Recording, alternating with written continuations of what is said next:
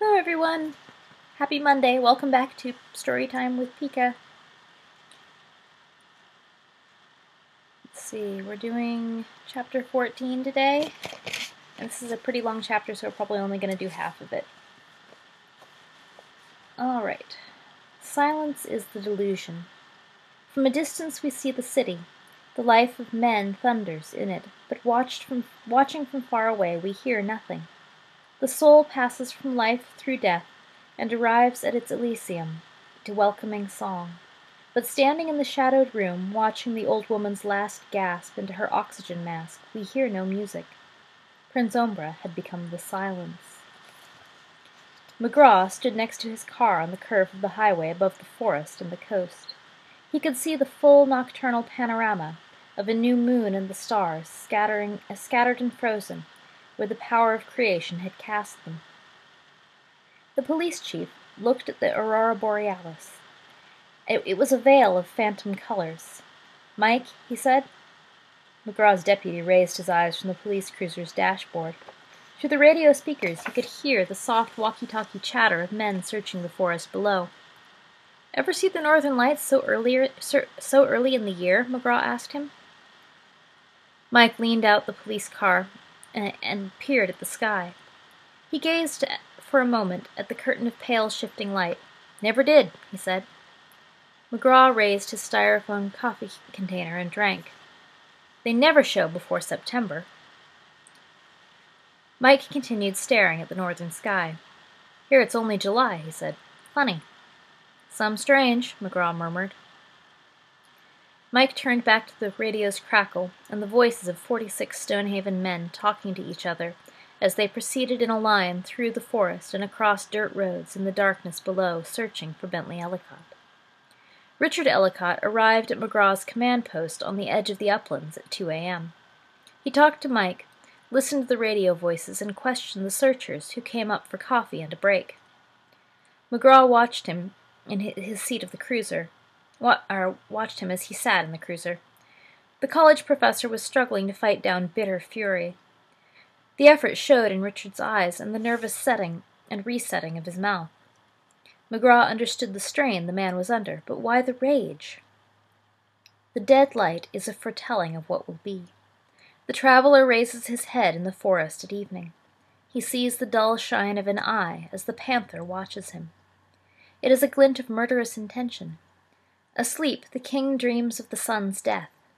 He awakes to a bleak morning, and his soul is as heavy as the stones of his realm. The moon shines on great machines, beneath gaunt towers, energizing them. When the machines roar to life again, they will kill. Prince Ombra had become the dead light. Richard stood on the edge of the highway in the waning of the night. The aurora borealis was fading. Richard watched the last of the phantom radiance in the northern sky. He was helpless against the anger that rose in him like black tidewater rising in the hull of a wrecked ship. He had been trying to suppress it since the moment he and Ellen had realized that the children were missing. They had all been disoriented with the shock over Helga's death. Richard was as frightened by Ellen's fear as he was anxious over Bentley and Sally. He had begun to get angry when Ellen went out to the kitchen to call her ex-husband after McGraw left the house. Richard had sat in the living room for 40 minutes, listening to the flow of Ellen's voice behind the closed pantry door. When she finally came back to the living room, she said that Rupert Drake was on his way east. She sat on the sofa, the fingers of her right hand clenched into her palm. "God, I wish he were here right now." Richard had tried to reassure her about the search that McGraw was organizing. Ellen didn't want to be reassured. That horrible animal tore Helga to pieces. "That was an aberration," Richard said. "Bobcats don't usually attack people." Ellen stood up abruptly and crossed the room to the screen door. "There's one bobcat out there that does attack people, and my darling child is lost." She began to weep. Richard went to her and tried to put his arms around her, but the angle of her body made it impossible. He touched his hand to her shoulder. "I'll get Dr. Christine to give you something," he said. "I don't want that old freak to give me something," she had screamed, bursting from grief into fury. "I want my daughter." "You'll get her back." "You don't know that," she cried, turning her wet face to him. "Don't tell me things that may not be true." "Listen," he retorted. "I feel my son's missing, too. He's a boy. He's lived here all his life. He can talk. And Sally's with him." Ellen had turned her face back toward the rising night.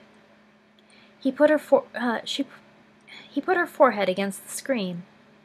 "I never should have brought her here," she said to herself. "I put myself first. My big romance came before my child." She rolled her head from side to side. "Stupid, selfish, stupid. I wish Rupert would come." Richard's own bitter anger flared from that moment. "Finally found a way of getting him back, didn't you?" he snapped. "Don't be an ass," Ellen screamed. "I don't want him back. He's coming because his child, our child—" She was overpowered with weeping for a moment.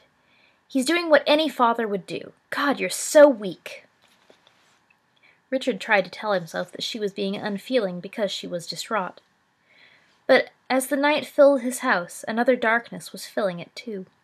It hissed at him from shadowed corners. It spat acid on a hurt buried so deep in his past that he no longer knew what it originally had been. It taunted him with the prophecy that Ellen was going to leave him when this was over. Fear took possession of him, and he could not help himself. They went into the village, and Ellen made her reward offer to the search party.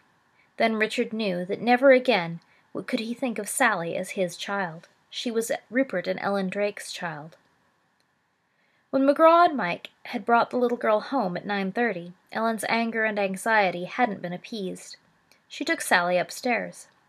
To Richard the child seemed to be all right, just oddly undemonstrative. He had sat alone in the living room, waiting for Ellen to come down, repentant, and apologize. He wanted her to be with him and share his anxiety about Bentley, so that he'd know again that she thought of Bentley as her son. She didn't come. At midnight, Richard had gone upstairs. Ellen was lying asleep on Sally's bed, with Sally curled up beside her. Sally was the reason she was going to leave him. He stood on the highway watching the northern lights end with the night. He tried to put Bentley first in his mind. Through the dark hours he had returned again and again to the police cars parked on the highway just below the deserted village. Richard tried to focus on the reality that his son was lost somewhere in the forest or out in the uplands.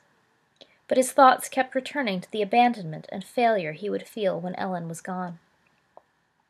McGraw sat in his police car with the doors open, watching Richard. Funny, McGraw thought. The professor's reaction to his kid being missing. The whole night had been strange. The police chief looked through the bug-spattered windshield. A streak of red light lay like a knife edge on the horizon of the sea, announcing the beginning of dawn. He got out of the cruiser. He put his big hands on his upper butt and arched his back. He was tired, but he was filled with an urgency about Bentley. He looked west. Up on the crest of the ridge, the church and the store of the deserted village of Pensionville had caught the first fiery dawn light. McGraw didn't know why the village had been abandoned years before, but he had a presentiment that some power that saw far into the future had drained the place of people and life in preparation for the coming day. In the emptiness we see our fate. We gaze through the window at the landscape lying under a shroud of frost. Nothing moves on the frozen marshes or at the edge of the distant forest. We feel eyes looking back at us. In the knowing of dreams, we know that the spectre which will clasp us to its cold breast waits in an empty room. We awake, and it is true. Prince Ombra had become the emptiness. McGraw rested his hands on the hood of the cruiser. It was 8 a.m. Richard stood beside the police chief with his arms folded. McGraw studied the map spread out on the hood. "We'll split into 2 shifts," he said. "Anybody real tired can go home and get some sleep." He looked around at the men sprawling on the grassy edges of the highway, or watching him from cars and trucks. "Who wants to work until 4 o'clock? Tired hands raised. Wind-burned faces nodded. "Okay," McGraw said. "Mike'll decide who goes home and who stays." He turned to a state police lieutenant, standing with one booted foot on the cruiser's fender. "What about it, Barney?" The lieutenant squinted at the sky. A helicopter was parked on the slope 50 yards away. The lieutenant looked north. "We can cover west and south pretty good," he said. "It won't be much use to take the chopper up yonder. Not with that fog hanging in. Can't see a goddamn thing out there until the wind comes up." "Tough," McGraw said, returning to his study of the map. "North of here is where the kid's probably gone." "Why?" Richard demanded suddenly. "Why not inland? Why not south down the coast?" McGraw looked at him. Richard's curt manner was a part of the day's strangeness. "We don't know whether your boy's going toward some place or away from something. An 8-year-old kid hasn't got much of any place to go. My guess is he's panicked, and he's running away." "From what?" "That character Willie Bill's been missing since about the time the kids disappeared," McGraw answered him quietly. "We don't know what it means. Maybe Bentley's running away from Charlie Phoebe. Charlie's about half crazy anyway. He's got a grudge against Bentley and tried to hurt him last night." "Why in hell didn't you tell me?" Richard demanded. "I'm telling you," McGraw replied. "The boy knows this country around here. He knows if he goes south it's all brush and woods. If he goes north there's open spaces besides the woods. That'll attract him." He looked down at the map. "It's wide open a couple of miles north." The police chief pointed to the map. "He could stop at this lake here. He could go to the old Coggeshall place. There's lots of places for a boy to hide from whatever's after him, whatever he thinks is after him." "What's that?" Richard said, indicating a spot on the map. "Indian Hill," McGraw said. "That's where civilized territory begins again. Emson's stone-crushing works is just beyond, and Tysonville." "His class went to Indian Hill last fall," Richard said. "If he's in a panic like I think he is," McGraw replied, "he'll head for some place he knows. We'll work the ground search up toward Indian Hill." He folded the map. "Professor, go home. You look like one beat man. We'll call you when we find him." "If you find him," Richard said. "We found the girl," McGraw said. He turned to the men resting beside the highway.